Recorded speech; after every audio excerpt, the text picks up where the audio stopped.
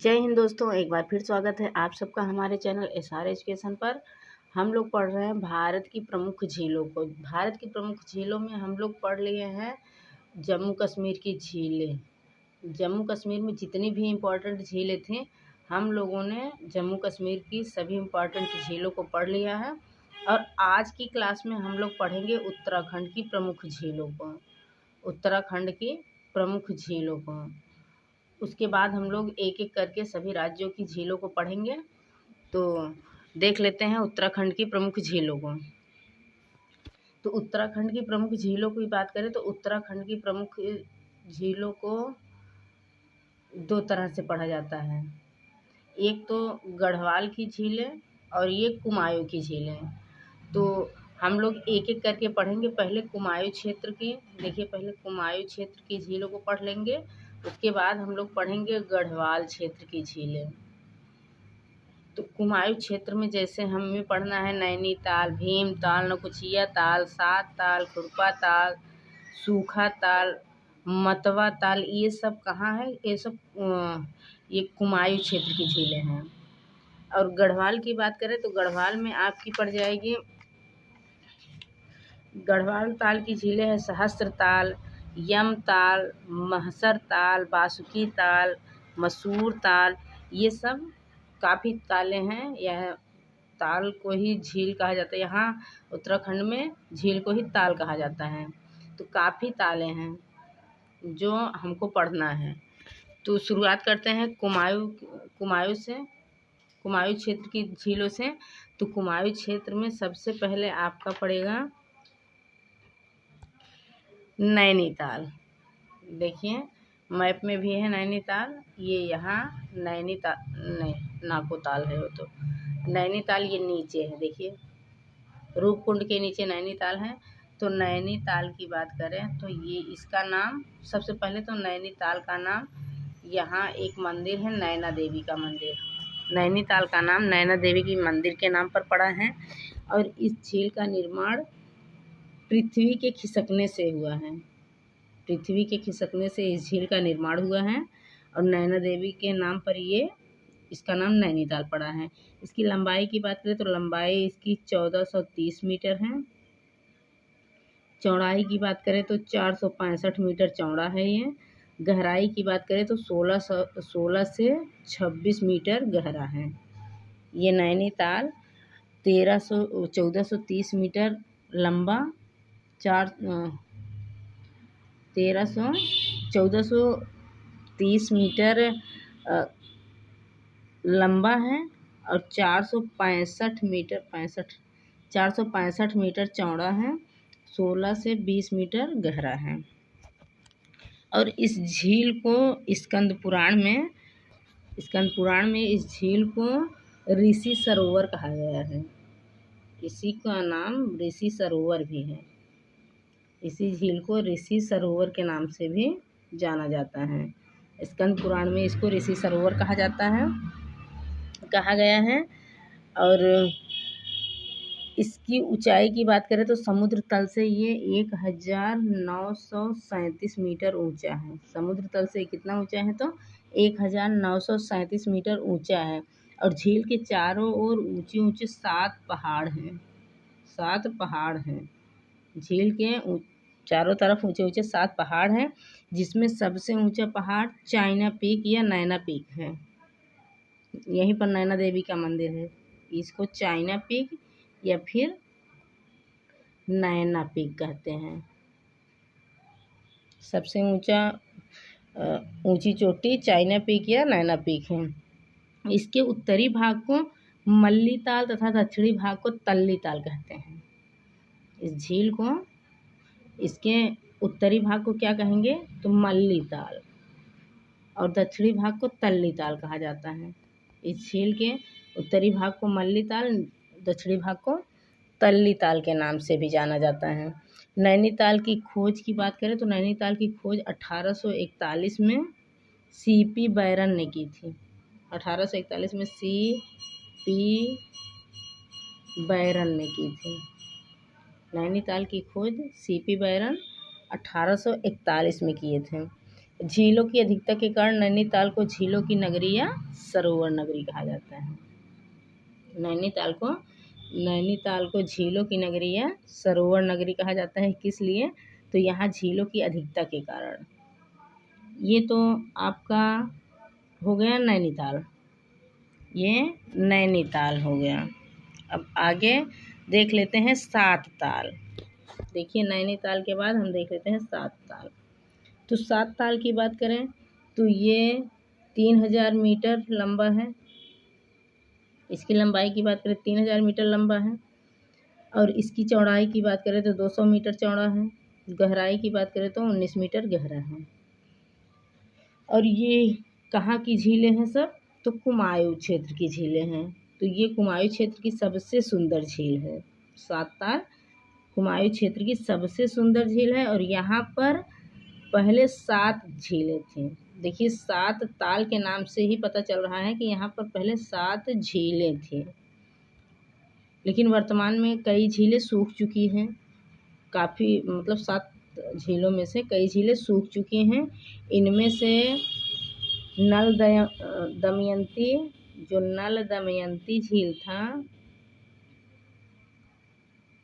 नल दमयंती और गरुड़ या पन्ना ताल, पूर्ण ताल, लक्ष्मण ताल, राम सीता ताल, ये सब प्रमुख थे। राम सीता, लक्ष्मण ताल, गरुड़ या पन्ना ताल, नल दमयंती ताल, ये सब तालें प्रमुख थे। कहाँ के? तो ये हैं 7 ताल की झीलें। 7 ताल के बाद हम लोग आ जाते हैं खुरपा ताल। देखिए इसमें नहीं दिया है, लेकिन खुरपा ताल झीलें आपके उत्तराखंड की झीलें हैं। कौन सी? तो देखिए यहाँ नहीं दिया है, लेकिन खुरपा ताल इम्पॉर्टेंट है। खुरपा ताल झील। तो खुरपा ताल झील की बात करें तो इसकी लंबाई 1633 मीटर है। चौड़ाई 5 किलोमीटर है। चौड़ाई इसकी 5 किलोमीटर है, लंबाई 1633 मीटर है। यानी कि लंबाई की बात करें तो इसकी चौड़ाई लंबाई से ज़्यादा है। और यह झील नैनीताल व कालादुंगी मार्ग पर स्थित है। नैनीताल व कालादुंगी मार्ग पर स्थित है। कालादुंगी मार्ग इसी के बीच में स्थित है। और ये 3 ओर पहाड़ियों से घिरा है। एक ओर ये पहाड़ी से नहीं घिरा है, मतलब चारों तरफ 3 तरफ पहाड़ी से घिरा है। ये झील 3 तरफ पहाड़ी से घिरा है। और इसकी समुद्र तल से ऊंचाई की बात करें तो लगभग ये 1635 मीटर समुद्र तल से ऊंचा है। समुद्र तल से ऊंचाई की बात करें तो 1635 मीटर इसकी ऊंचाई है। और इसका रंग गहरा हरा है। इसके पानी का रंग गहरा हरा है। और इसका आकार देखिए खुरपा ताल तो जानवरों के खुर के आकार के हैं। जानवरों के खुर के समान है, इसीलिए इसका नाम खुरपा ताल झील पड़ा है। खुरपा ताल झील, इसी के कारण इसको खुरपा ताल झील कहा जाता है। अब आगे देख लेते हैं द्रोण सागर झील, जो इसमें दिया नहीं है, इस मैप में दिया नहीं। इस मैप को छोड़िए, हम लोग पढ़ रहे हैं तो इम्पॉर्टेंट झीलों को देख रहे हैं। आगे हम लोगों का है द्रोण सागर झील।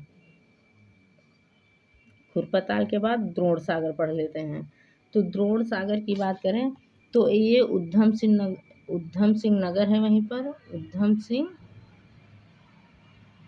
उधम सिंह नगर के काशीपुर से 2 किलोमीटर की दूरी पर स्थित है।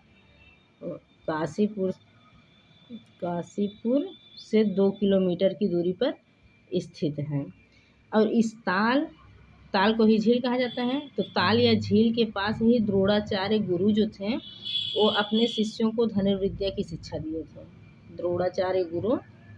द्रोणाचार्य अपने शिष्यों को यहीं पर धनुर्विद्या की शिक्षा दिए थे, इसीलिए इसका नाम द्रोण सागर झील पड़ गया। और ये कुमायूं की झीलें हैं सब।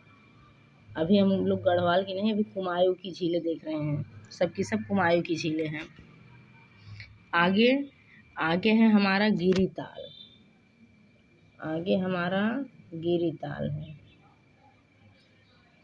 गिरी ताल की बात करें तो ये भी कुमायूं क्षेत्र में स्थित है और ये भी उधम सिंह नगर में काशी जिले में स्थित है। उधम सिंह नगर की काशी जिले में स्थित है। और यहाँ चामुंडा संतोषी माता किसका मंदिर है, तो चामुंडा संतोषी माता नागनाथ व मनसा देवी के मंदिर स्थित है। यहाँ पर गिरिताल में चामुंडा संतोषी माता, नागनाथ और मनसा देवी का मंदिर स्थित है। ये है गिरिताल। और ये गिरिताल है कहाँ पर, तो उधम सिंह नगर में, यह भी काशी जिले में स्थित है। और आगे बढ़ते हैं और देख लेते हैं झिलमिल ताल। अब देखेंगे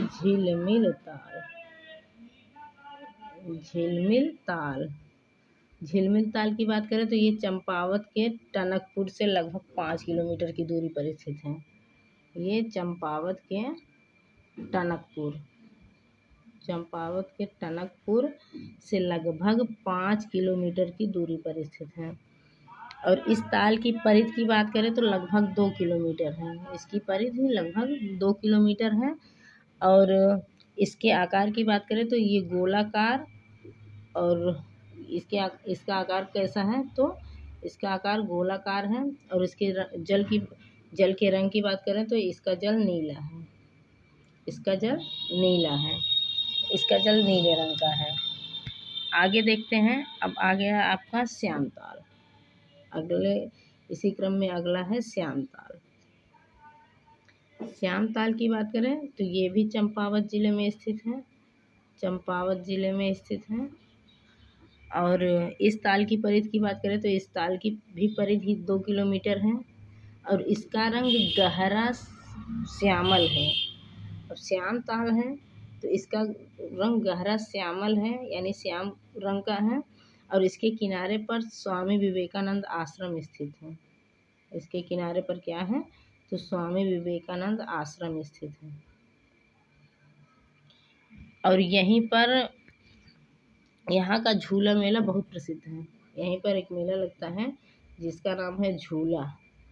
ये झूला मेला यहाँ बहुत प्रसिद्ध है। यहाँ का प्रसिद्ध मेला झूला मेला है। ये विवेकानंद आश्रम के पास ही ये मेला लगता है। मतलब विवेकानंद आश्रम स्थित है और यहीं पर ये झूला मेला लगता है और यहाँ का प्रसिद्ध मेला है। अब आगे देखते हैं तो आगे है तड़ाग झील।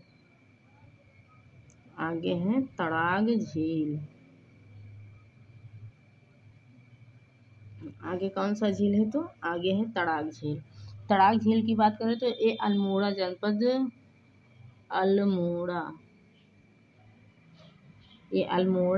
के चौखुटिया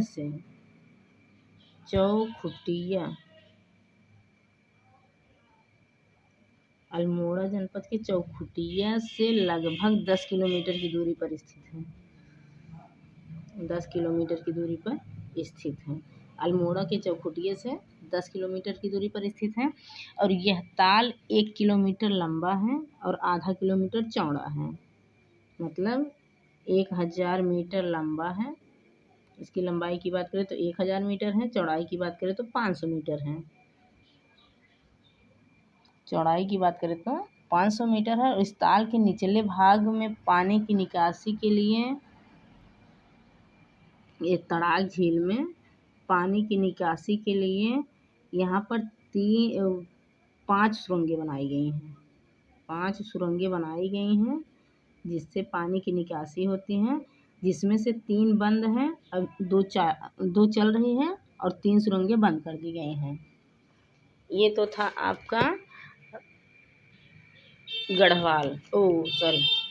कुमायूं क्षेत्र की झीलें। तो कुमायूं क्षेत्र में हम लोग कितनी झीलों को पढ़े? कुमायूं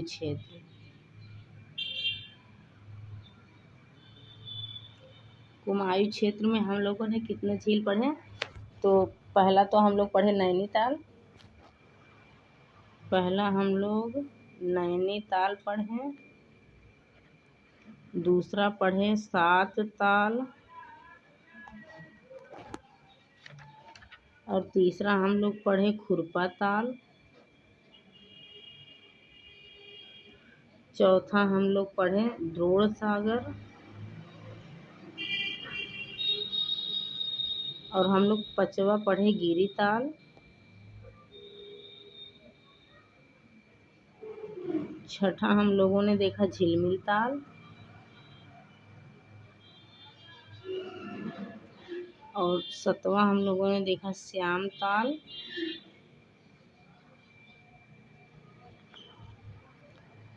और आठवां हम लोगों ने देखा तड़ाग ताल। इस तरह से हम लोगों ने कुमायूं क्षेत्र में कितनी झीलों को पढ़ा, तो 8 झीलों को। पहला नैनीताल, दूसरा सात ताल, खुरपा ताल, द्रोण सागर, गिरी ताल, झिलमिल ताल, श्याम ताल, तड़ाग ताल। तो इस तरह से हम लोगों का ये कुमायूं वाला कंप्लीट हुआ। अब हम लोग पढ़ेंगे आगे गढ़वाल क्षेत्र की प्रमुख झीलों को। ये तो कुमायूं क्षेत्र की प्रमुख झीलें थी। अब हम लोग पढ़ेंगे गढ़वाल क्षेत्र की प्रमुख झीलों को या तालों को। तो गढ़वाल क्षेत्र की प्रमुख झीलों में सबसे पहले आपका आएगा सहस्त्र ताल। सहस्त्र ताल, इसकी स्थिति कहाँ है, तो ये थाती टिहरी गढ़वाल में स्थित है। सहस्त्र ताल आपका थाती टिहरी गढ़वाल के घुत्तू, एक जगह वहीं पर है घुत्तू से लगभग ये 1530 मीटर की ऊंचाई पर स्थित है। घुत्तू में ये 1530 मीटर की ऊंचाई पर स्थित है, और ये ताल कई तालों का समूह है। ये जो आपका सहस्त्र ताल है, सहस्त्र ताल जो है, ये ताल कई तालों का समूह है। कई तालों के समूह में ये गढ़वाल क्षेत्र की सबसे बड़ी और गहरी झील भी है। इसी के साथ साथ ये गढ़वाल क्षेत्र की सबसे गहरी और सबसे बड़ी झील है। आगे देखें तो आगे है हमारा यमताल। आगे हमारा कौन सा है, तो आगे है हमारा यमताल। ये सारी की सारी उत्तराखंड की झीलें हैं, उत्तराखंड में गढ़वाल की झीलें। यमताल की बात करें तो ये टिहरी के सहस्त्र ताल के समीप है, जो हमेशा बर्फ से ढका रहता है। ये हमेशा बर्फ से ढका रहता है और सहस्त्र ताल का ही भाग है। हम कह सकते हैं सहस्त्र ताल कई तालों से मिलकर बना है, तो ये सहस्त्र तालों का ही भाग है, सहस्त्र ताल के समीप ही है, जो हमेशा बर्फ से ढका रहता है। आगे बढ़ते हैं और आगे हम लोग देख लेते हैं महासर ताल। आगे हम लोग क्या देखेंगे, महासर ताल की बात करें तो ये ताल सहस्त्र ताल की कुछ दूरी पर स्थित है। महासर ताल, और बाल गंगा घाटी में ये झील 2 कटोरी नुमा झीलों से निर्मित हुआ है। ये झील सहस्त्र ताल से कुछ दूरी पर स्थित है, और बाल गंगा घाटी में जाकर ये 2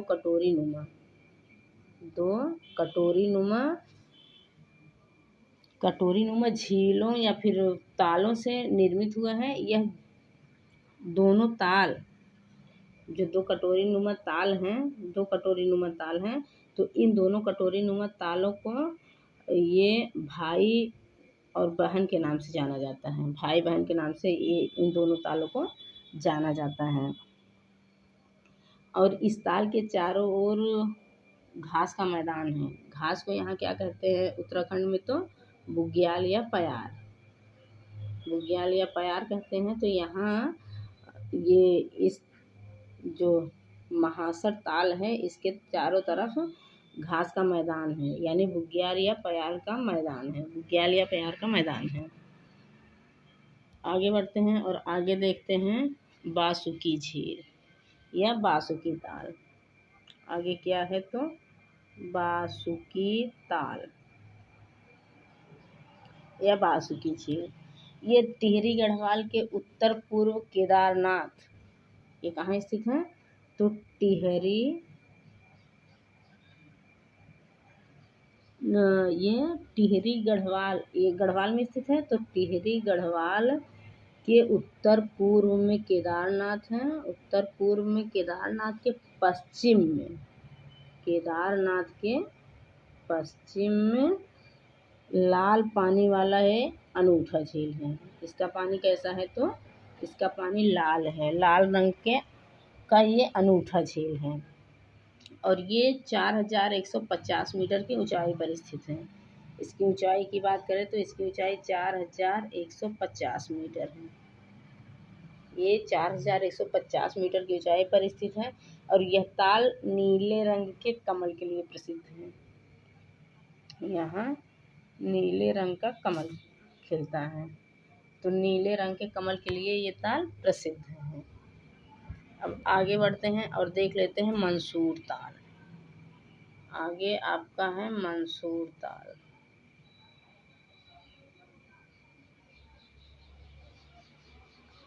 मंसूर ताल की बात करें तो ये टिहरी गढ़वाल की सीमा पर स्थित है। ये टिहरी गढ़वाल की सीमा पर स्थित है। और टिहरी गढ़वाल की सीमा पर स्थित होने के साथ ही साथ ये खतलिंग ग्लेशियर के ठीक सामने स्थित है। ये खतलिंग ग्लेशियर के ठीक सामने स्थित है। टिहरी गढ़वाल की सीमा के पास होने के साथ साथ ये खतलिंग ग्लेशियर है, ग्लेशियर के ठीक सामने स्थित है। और यहीं से एक नदी का उद्गम होता है जिसका नाम है दूध गंगा। दूध गंगा नदी का उद्गम यहीं मानसर ताल से हुआ है, मसूर ताल से हुआ है। तो यहीं पर इसका उद्गम स्थल है। और यह है 16,500 फीट की ऊंचाई पर स्थित है। कितनी ऊंचाई पर? तो 16,500 फीट की ऊंचाई पर स्थित है। और इसकी परिधि की बात करें तो 3 किलोमीटर, इस झील की परिधि 3 किलोमीटर है। आगे देखते हैं रूपकुंड। आगे वाली झील कौन सी है? देखिए कुछ झीलें यहाँ दी गई हैं। ये रूपकुंड, भीमताल दिए हैं, 7 ताल दिए हैं, नाको झील, चंद्रताल, सूरजताल। ये सब तो सूरजताल, चंद्रताल, नाको ये सब हिमाचल प्रदेश के हैं। 7 ताल, भीमताल, रूपकुंड, नैनीताल ये सब उत्तराखंड की झीलें हैं। तो अब हम लोग पढ़ते हैं रूपकुंड। ये रूपकुंड यहाँ दिया है। तो अब हम लोग पढ़ते हैं रूपकुंड। रूपकुंड की बात करें तो ये चमोली जिले के धराली विकास खंड के बेदनी बुग्याल में स्थित है। कहाँ स्थित है ये? तो चमोली जिला है। ध्यान से सुनिए, चमोली जिला है। चमोली जिले के धराली विकास खंड है, विकास खंड धराली है। धराली विकास खंड के बेदनी बुग्याल में स्थित है। धराली विकास खंड के बेदनी बुग्याल में स्थित है। ये कहाँ स्थित है? तो चमोली जिले के धराली विकास खंड के बेदनी बुग्याल में स्थित है। और यहाँ से त्रिशूल और नंदा घुघटी की पहाड़ियाँ दिखती हैं। यहाँ से अगर आप देखेंगे तो यहाँ से क्या दिखाई देता है? तो त्रिशूली पहाड़ी है, त्रिशूली पहाड़ी और नंदा घुघटी की पहाड़ियाँ दिखाई देती हैं। और इस कुंड के पास बहुत से नरकंकाल मिले हैं, बहुत सारे नरकंकाल मिले हैं। और ये झील कहा जाता है, यहाँ से बहुत सारे नरकंकाल मिले हैं। और ये झील कहा जाता है कि प्रदूषण रहित झील है, यानी कि यहाँ प्रदूषण नहीं पाया जाता है। ये झील प्रदूषण रहित झील है। रूपकुंड प्रदूषण रहित झील है। अब आगे बढ़ते हैं और देखते हैं हेमकुंड झील। अब अगला झील हमारा है हेमकुंड झील। हेमकुंड की बात करें तो ये भी चमोली जिले में स्थित है। और इस झील के किनारे सिखों के 10वें गुरु कौन थे? तो गुरु गोविंद सिंह जी थे। सिखों के 10वें गुरु गोविंद सिंह जी यहीं पर तपस्या किए थे। इसी झील हेमकुंड के पास, हेमकुंड के किनारे चमोली ज़िले में गुरु गोविंद सिंह जो सिखों के 10वें गुरु थे, उन्होंने तपस्या की थी। और यह झील, या फिर इसको सरोवर कह सकते हैं, झील कह सकते हैं, या फिर ताल कह सकते हैं। तो ये झील या सरोवर या ताल अलकनंदा की सहायक नदी लक्ष्मण गंगा का उद्गम स्थल भी है। यहीं पर अलकनंदा नदी की सहायक नदी लक्ष्मण गंगा यहीं से निकलती है। लक्ष्मण गंगा जो अलकनंदा की सहायक नदी है, उसका उद्गम कौन सा झील है? तो हेमकुंड झील है, यहीं से इसका उद्गम हुआ है। और यह झील भी 7 पर्वतों से घिरी हुई है। इस झील के किनारे भी 7 पर्वत हैं। हेमकुंड झील के किनारे भी 7 पर्वत हैं। अब आगे हम लोग देखते हैं तो सरवदी ताल या गांधी सरोवर। सरवदी ताल या गांधी सरोवर, इसी को गांधी सरोवर भी कहते हैं, क्योंकि गांधी जी की अस्थियां यहीं पर लाकर विसर्जित की गई थी। तो सरवदी ताल या गांधी सरोवर, और ये इसकी स्थिति रुद्रप्रयाग में केदारनाथ मंदिर जो है, रुद्रप्रयाग का नाम सुने होंगे। तो रुद्रप्रयाग में केदारनाथ मंदिर से 1 किलोमीटर की दूरी पर स्थित है। और 1948 में जब गांधी जी की मृत्यु हुई थी, तो गांधी जी की मृत्यु के पश्चात उनकी अस्थियों को यहीं पर, महात्मा गांधी की अस्थियों को यहीं पर लाकर प्रवाहित किया गया था। इसीलिए इसको गांधी सरोवर के नाम से भी जाना जाता है। गांधी सरोवर के नाम से किस लिए जाना जाता है? तो गांधी जी की अस्थियां उनके मरने के बाद यहीं पर लाकर विसर्जित कर दी गई थी, इसीलिए इसको गांधी सरोवर के नाम से भी जाना जाता है। अब अगली झील है नचिकेता झील। अगली झील क्या है? तो अगली झील है नचिकेता झील। नचिकेता झील या नचिकेता ताल या फिर सरोवर, कुछ भी कह सकते हैं। यह ताल उत्तरकाशी जिले से 32 किलोमीटर की दूरी पर स्थित है। काशी जिले से कितनी दूरी पर स्थित है? तो 32 किलोमीटर की दूरी पर स्थित है और घने जंगलों में है। ये झीलें घने जंगलों में स्थित है। तो ये नचिकेता झील उत्तरकाशी जिले से 32 किलोमीटर की दूरी पर घने जंगलों में स्थित है। यहाँ कभी नाम से ही समझ में आ रहा है कि ये झील कितनी खतरनाक होगी, यानी कि ये जंगलों के बीच स्थित है। ये झील जंगलों के बीच स्थित है। और अगली झील हम लोगों की है भाजकंडी झील। भाजकंडी झील, उत्तराखंड में बहुत सी झीलें हैं जो जंगलों के बीच स्थित हैं। और ये भाजकंडी झील, इसको बया ताल भी कहा जाता है। बया ताल या भाजकंडी झील, ये भी उत्तरकाशी जिले में स्थित है। ये भी उत्तरकाशी जिले में स्थित है। और उत्तरकाशी जिले में स्थित होने के साथ साथ इस भाजकंडी या बया ताल झील की विशेषता है कि इसका पानी हमेशा उबलता रहता है। इसका पानी हमेशा उबलता रहता है। इस झील का, भाजकंडी या बया ताल झील का पानी हमेशा उबलता रहता है। इस पर क्वेश्चन भी बनाया जा सकता है कि वह उत्तराखंड की वो कौन सी झीलें हैं जिसका पानी हमेशा उबलता रहता है। तो वो झीलें कौन सी हैं? भाजकंडी झील या बया ताल झील। भाजकंडी झील या बया ताल झील जिसका पानी हमेशा उबलता रहता है। और नरकंकाल वाली झील, तो नरकंकाल वाली झील आपकी कौन सी थी?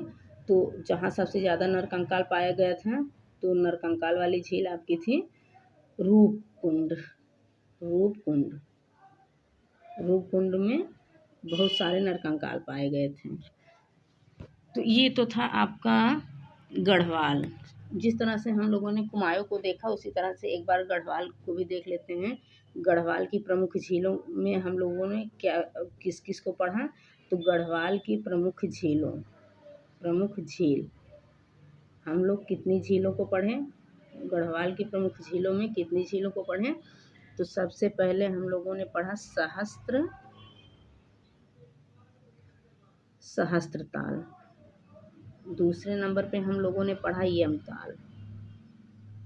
यम ताल। तीसरे नंबर में हम लोगों ने पढ़ा महासर ताल। तीसरे नंबर में हम लोगों ने पढ़ा महासर ताल। और चौथे नंबर में हम लोगों ने बासुकी ताल पढ़े। बासुकी ताल हम लोगों ने क्या पढ़ा? तो बासुकी ताल। और पाँचवें नंबर में हम लोगों ने पढ़ा मंसूर ताल। पाँचवें नंबर पे मंसूर ताल। और छठवें नंबर पे हम लोगों ने पढ़ा रूपकुंड। रूपकुंड। सातवें नंबर पे हम लोगों ने पढ़ा हेमकुंड। आठवें नंबर पे हम लोगों ने पढ़ा सरवदी ताल या गांधी सरोवर। इसको हम गांधी सरोवर लिख दे रहे हैं, गांधी सरोवर। 9वें नंबर पे हम लोगों ने पढ़ा नचिकेता ताल। नचिकेता ताल जो जंगलों में स्थित है। और 10वें नंबर पे हम लोगों ने पढ़ा भाजकंडी ताल। भाजकंडी ताल या फिर बया ताल। भाजकंडी या फिर बया ताल। ये 10 हम लोगों ने गढ़वाल में पढ़ा और 8 हम लोगों ने कुमायूं में पढ़ा। कुल मिलाकर हम लोगों ने उत्तराखंड में कितनी झीलों को पढ़ा? तो 10, 8, 18 झीलों को। कुल मिलाकर उत्तराखंड में 18 झीलों को पढ़े जो इम्पॉर्टेंट हैं, जो परीक्षा की दृष्टि से ज़रूरी हैं, उन्हीं को हम लोग पढ़ रहे हैं। बाकी झीलें तो बहुत हैं यहाँ उत्तराखंड में, जम्मू कश्मीर में झीलों की भरमार है। हम बाकी झीलों को छोड़ दे रहे हैं। जो ज़्यादा ज़रूरी है, जो ज़्यादा इम्पॉर्टेंट है परीक्षा की दृष्टि से, उसी को बता रहे हैं। तो इस तरह से हम लोगों का 2 राज्य यानी 2 राज्यों की झीलें कंप्लीट हो गई। अब हम लोगों को आगे पढ़ना है हिमाचल प्रदेश की प्रमुख झीलों को। क्या पढ़ना है? तो हिमाचल प्रदेश की प्रमुख झीलों को। अगली क्लास में हम लोग पढ़ेंगे हिमाचल प्रदेश की प्रमुख झीलों को। तो उम्मीद करते हैं कि ये क्लास आप लोगों को समझ में आ रहा होगा। अगर क्लास समझ में आ रहा है तो प्लीज़ चैनल को सब्सक्राइब, वीडियो को लाइक और कमेंट बॉक्स में कमेंट करना ना भूलें। मिलते हैं अगले क्लास में, तब तक के लिए जय हिंद, जय भारत।